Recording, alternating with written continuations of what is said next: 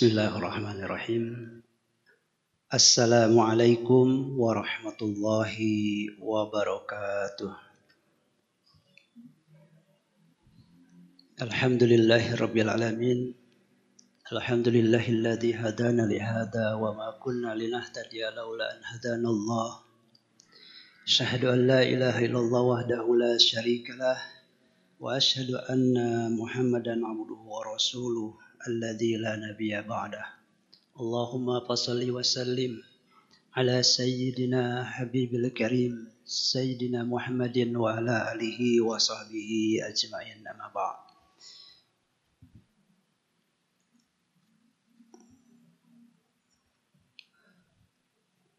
Marilah kita memuji Allah Subhanahu wa taala dengan mengucapkan alhamdulillahirabbil alamin. Memuji baginda Rasulullah sallallahu alaihi wasallam serta mengharapkan syafaatnya dengan membaca Allahumma salli ala sayyidina Muhammad wa ala ali sayyidina Muhammad.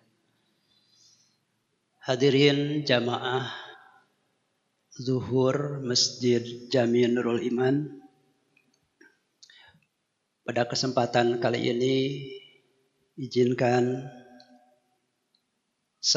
kita bersama-sama untuk mengkaji atau merenungkan salah satu dari hadis yang disampaikan oleh baginda Rasulullah sallallahu alaihi wasallam. Hadis ini tentunya sangat penting untuk kita kaji karena ini adalah terkait dengan kualitas keislaman kita selama ini.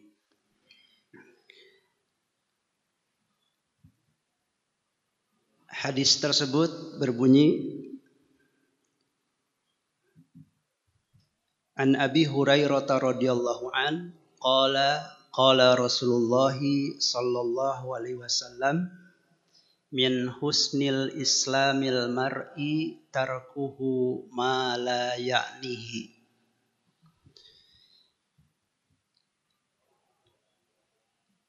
Min husnil islamil mar'i, termasuk di antara kualitas keislaman seseorang. Di antara baiknya keislaman seseorang itu adalah tarkuhu ma la ya'nihi. Hadis ini cukup pendek, hadis ini cukup singkat, tetapi kalau kita kaji maka sangat luas dan dalam pembentukan pribadi kita sebagai seorang muslim. Bahkan dikatakan Ibnul Qayyim Al-Jauzi mengatakan hadis ini merupakan sepertiga atau seperempat dari agama kita ini. Oleh karena itu maka sangat penting untuk kemudian kita membahasnya lebih dalam. Di dalam hadis ini secara implisit disebutkan manusia itu terkait dengan keislaman atau seseorang muslim itu terbagi menjadi dua.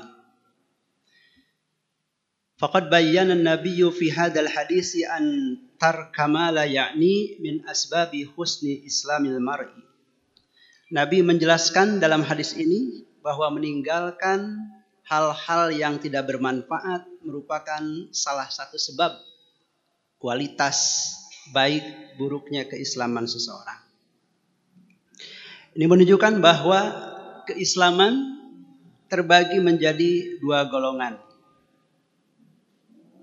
Sebagaimana disebutkan dalam hadis ini. Yang pertama bisa kita tarik kesimpulannya, faminhum al-muhsinu fi islamihi. Yang pertama adalah orang yang kualitas keislamannya baik, atau sering kita menyebutnya muhsinun, al-muhsin fi islamihi.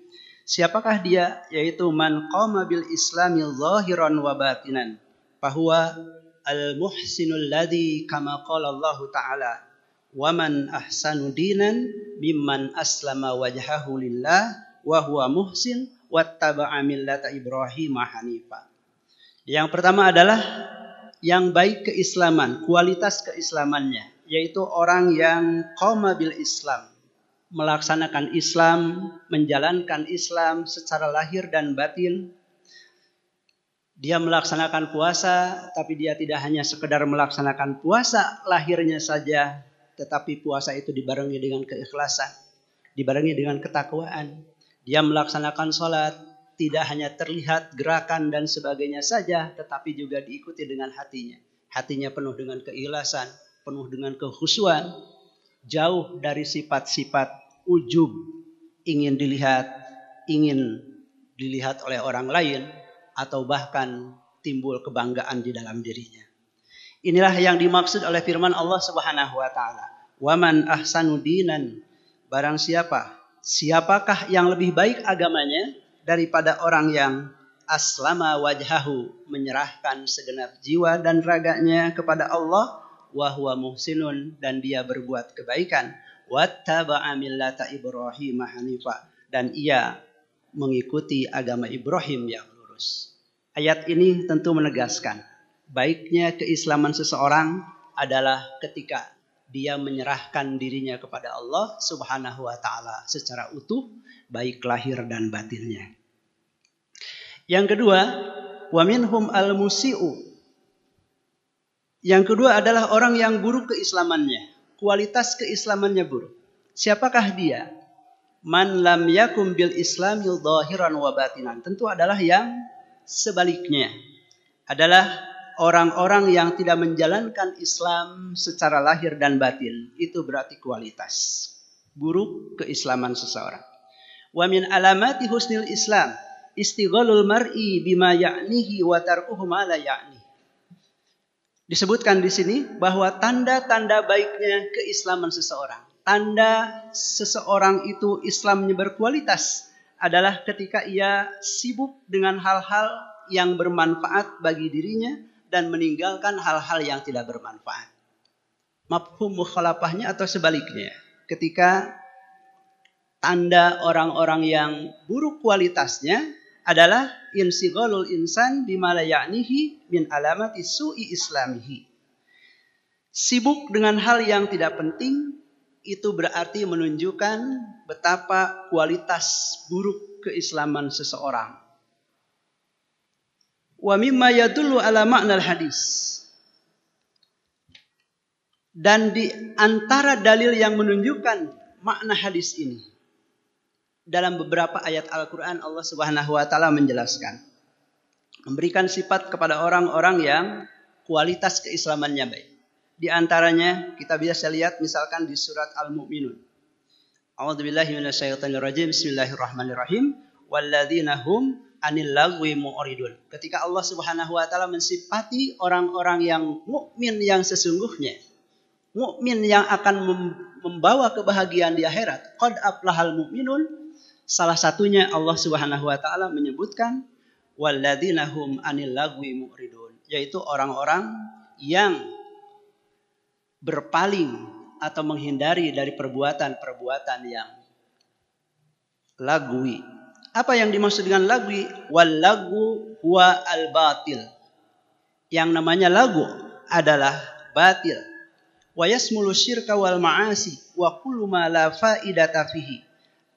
Termasuk di dalamnya adalah perbuatan syirik, perbuatan kemaksiatan, dan segala sesuatu yang tidak ada faidahnya di dalamnya, baik itu melalui perkataan ataupun dengan perbuatan. Jadi lagu di sini adalah menyibukkan dengan sesuatu yang tidak berguna, sesuatu yang tidak penting bagi diri kita.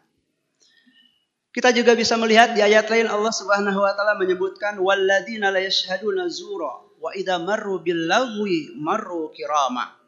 Orang-orang hamba-hamba ibadur rahman, hamba-hamba Allah Subhanahu wa taala tidak akan menjadi saksi palsu atau menghadiri sebuah kebohongan, dan apabila mereka melewati perkara yang tidak berguna, maka mereka melewatinya dengan menjaga kehormatan diri. Ini adalah ciri iman yang sejati, di mana ia akan bersifat hormat menghadapi hal-hal yang tidak bermanfaat. Ia tidak akan larut di dalamnya, tetapi menjauh secara terhormat. Di ayat lain juga Allah menyebutkan wa minan nasi may yashri lahwal hadits liyudilla an sabilillahi bighairi ilmin. Dan di antara manusia ada orang yang membeli percakapan yang tidak berguna, lahwal hadis. Untuk apa? Untuk menyesatkan orang dari jalan Allah Subhanahu wa taala tanpa ilmu, tanpa pengetahuan. Ayat ini secara kontekstual berbicara tentang hiburan, di mana hiburan itu yang menjauhkan orang dari agama. Namun juga ini menjadi pelajaran bagi kita bahwa menghabiskan waktu dengan hal-hal yang tidak bermanfaat atau yang dapat melalaikan agama, ini adalah termasuk perbuatan tercela dan termasuk di antara kualitas buruknya keislaman seseorang.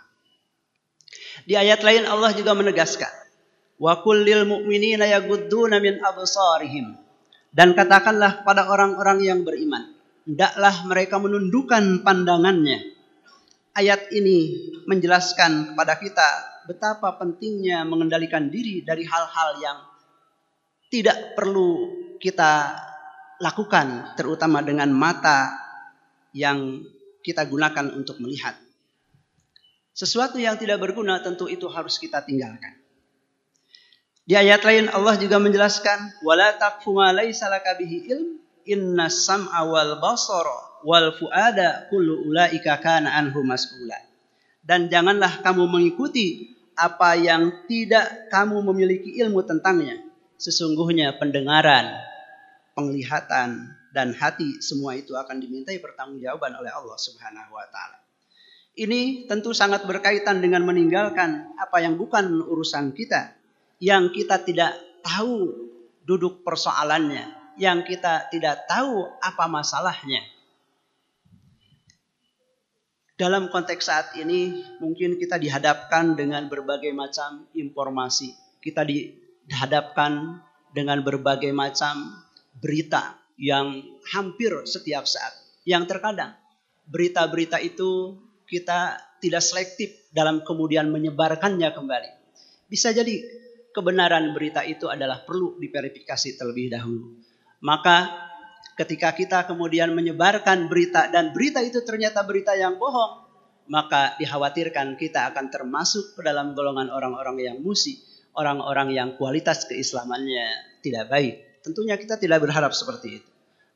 Maka dari itu di alam digital atau media yang sangat bertebaran saat ini perlu kita kehati-hatian dalam menggunakannya. Gunakan secara bijak, gunakan untuk kebaikan, sehingga dengan media sosial ini justru akan meningkatkan kualitas kebaikan kita, meningkatkan kualitas keislaman kita di hadapan Allah Subhanahu wa taala. Bukan malah sebaliknya. Media sosial menjadikan kita lengah, menjadikan kita lalai, menjadikan kita lupa terhadap kewajiban-kewajiban yang harus kita laksanakan. Media sosial bahkan menjadi ajang untuk fitnah, untuk ghibah, untuk memecah belah. Itu tentunya tidak diharapkan. Dan inilah tentu yang harus kita perhatikan sebagai pelajaran daripada hadis ini. Hadirin rahimakumullah. Apa keutamaan ketika kita kualitas keislaman kita itu baik? Wa qad ja'at al-ahdisu bi fadli manzilati husnil Islam. Beberapa hadis menjelaskan bagaimana ketika kita sudah menjadi Islamnya itu berkualitas. Wa min dzalika ma jaa'a fi sahih Muslim an Abi Hurairah. Di antaranya hadis yang diriwayatkan oleh Imam Muslim dari Abi Hurairah. Anin Nabi sallallahu alaihi wasallam annahu qala. Rasulullah sallallahu alaihi wasallam bersabda, "Idza ahsana ahadukum islamahu."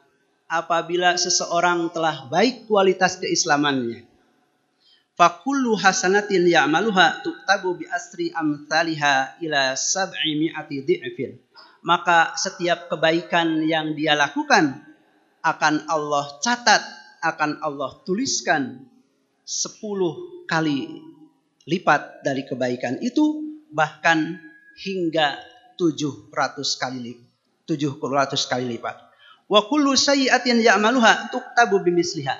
Sedangkan keburukan yang dilakukannya, maka Allah akan catatkan hanya satu sesuai dengan yang dilakukannya, ila ayyal qallaha, hingga ia bertemu dengan Allah Subhanahu wa taala. Hadirin rahimakumullah. Makna mala yaknihi yang disebutkan dalam hadis tadi, yaitu meninggalkan yang tidak bermanfaat, tentu ini adalah makna yang bukan menurut hawa nafsu, tetapi makna tersebut harus dimaknai sesuai dengan hukum syara. Yang menjadi standar apakah itu bermanfaat atau tidak bermanfaat tentunya adalah bukan ukuran standar hawa nafsu, tetapi adalah ukuran dari syariat Allah Subhanahu wa taala. Maka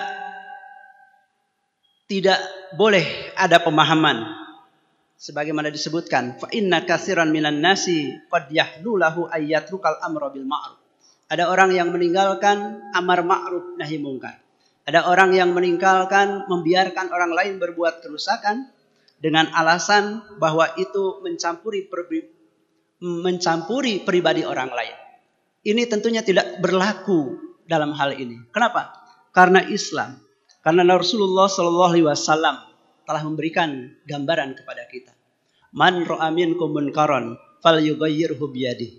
Barang siapa yang melihat kemungkaran, maka kita harus berperan untuk mencegah kemungkaran itu supaya tidak terjadi. Baik itu dengan tangan, dengan kekuasaan, dengan lisan, ataupun paling tidak dengan hati kita seperti itu. Mengapa demikian?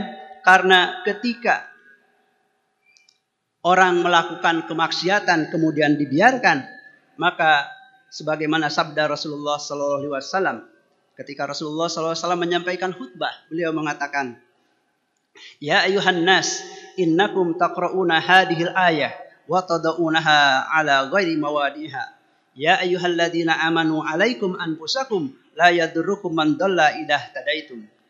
Wahai manusia, kalian membaca ayat ini dan menempatkannya bukan pada tempatnya.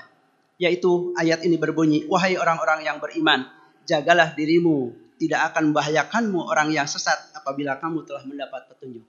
Artinya, bahwa kita tidak bisa ketika kita menjadi orang yang baik sementara orang lain berbuat keburukan, kemudian kita membiarkan keburukan itu.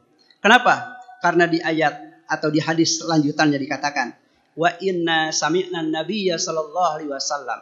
Maka kami mendengar baginda Rasulullah sallallahu alaihi wasallam bersabda, innan nas, sesungguhnya manusia, idza ra'au zalima, apabila ia melihat kezaliman, kemungkaran, falam ya'khudhu ala yadaihi, lalu ia tidak berusaha untuk mencegahnya, maka ausaka ayya ummahumullahu biiqab. Bisa jadi Allah Subhanahu wa taala akan menimpakan azab disebabkan orang-orang yang melakukan kezaliman itu tidak hanya kepada dia tetapi juga kepada orang-orang yang tidak melakukannya. Wattaqu fitnatal la tusibanna alladziina dzalamu minkum khassah.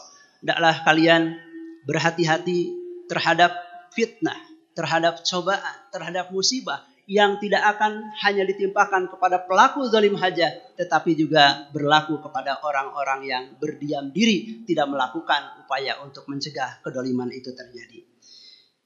Hadirin yang dirahmati oleh Allah Subhanahu wa taala, sekali lagi hadis ini tentu menjadi standar atau menjadi ukuran bagi kita untuk mengukur sejauh mana kebaikan atau kualitas keislaman kita di hadapan Allah Subhanahu wa taala.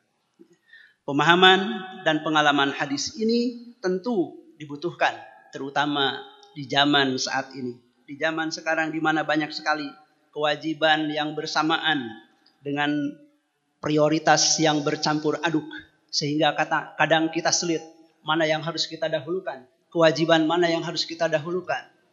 Bahkan terkadang kewajiban yang pokok justru malah kita tinggalkan, yang akan menyebabkan tentunya kualitas keislaman kita menurun di hadapan Allah Subhanahu wa taala. Hadirin yang dirahmati Allah Subhanahu wa taala, Hadis ini sekali lagi menjadi langkah awal dari kita untuk memusatkan perhatian kita kepada hal-hal yang bermanfaat dan berusaha sekuat tenaga untuk meninggalkan semua yang tidak bermanfaat. Inilah prinsip pendidikan yang sangat penting yang harus diperhatikan oleh setiap orang, diperhatikan oleh setiap kita, setiap muslim dalam mendidik diri sendiri dan juga mendidik orang lain. Demikian yang bisa saya sampaikan. Mudah-mudahan Allah Subhanahu wa taala senantiasa memberikan kekuatan kepada kita agar kita bisa senantiasa berpegang teguh kepada apa yang dituntunkan oleh baginda Rasulullah sallallahu alaihi wasallam. Akhirul kalam billahi taufiq wal hidayah. Wassalamualaikum warahmatullahi wabarakatuh.